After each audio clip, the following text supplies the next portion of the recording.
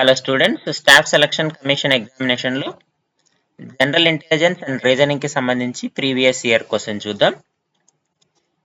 So find the missing term. So ఒక series ఇచ్చాడు, missing term కనుక్కోమంటున్నాడు. FX32 EV38 DT44 CR50.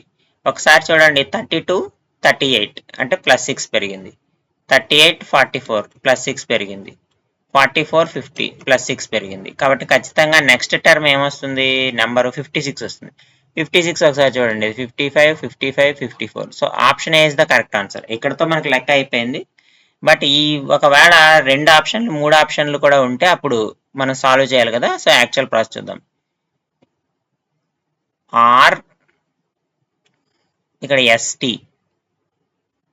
UV, WX అంటే are కంటే ముందు అంటే క్యూ కంటే ముందు P ఉంటుంది.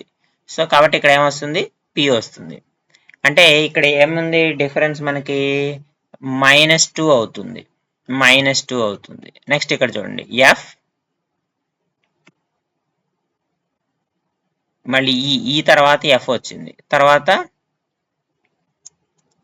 D ఒకటి తగ్గుతోంది, తర్వాత C ఒకటి తగ్గుతుంది, C కంటే ఒకటి తగ్గితే B అంటే -1 అవుతుంది. అంటే -1 -2 +6 అనమాట. సో ఇక్కడ లాజిక్ ఏంటంటే -1 -2 +6 ఈ లాజిక్ తో మనకు ఫామ్ అయింది. కాబట్టి ఆన్సర్ ఎంత అవుతుందంటే BP 56 అవుతుంది.